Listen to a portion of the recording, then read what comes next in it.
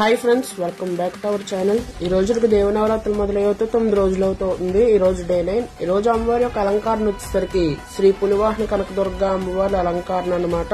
అమ్మవారిని అయితే చాలా బాగా అలంకరించారు. ఇప్పుడు మనతో గణేష్ శర్మ గారు అయితే మాట్లాడతారు.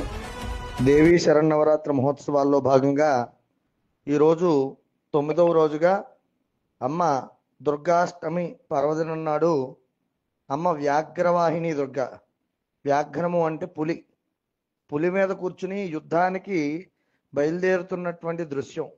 అంటే ఒక చేతిలో త్రిశూలము, మరియో చేతిలో ఖడ్గము, అభయ వామహస్తాలు, అలాగే శంకుచక్రాలు, అలాగే దండాయుధం, త్రిశూలాయుధం, పాసాయుధం, ఇవన్నీ కూడా అమ్మవారు చేత పట్టుకుని రాక్షస సంహారం కోసం బయలుదేరుతున్నటువంటి ఘట్టం.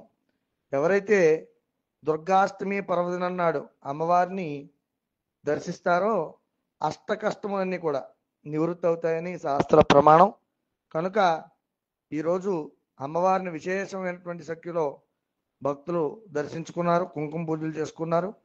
కనుక మీ అందరికీ కూడా ఆయుర్భాగ్యాలు కలగాలని, ఈ దుర్గా అమ్మవారి యొక్క పులివాహన దుర్గా యొక్క అమ్మవారి యొక్క అనుగ్రహం మీ మీద, మీ కుటుంబ సభ్యుల మీద కలగాలని అందరికీ కూడా వేదాశీర్వచనాలు తెలియజేస్తూ స్వస్తి.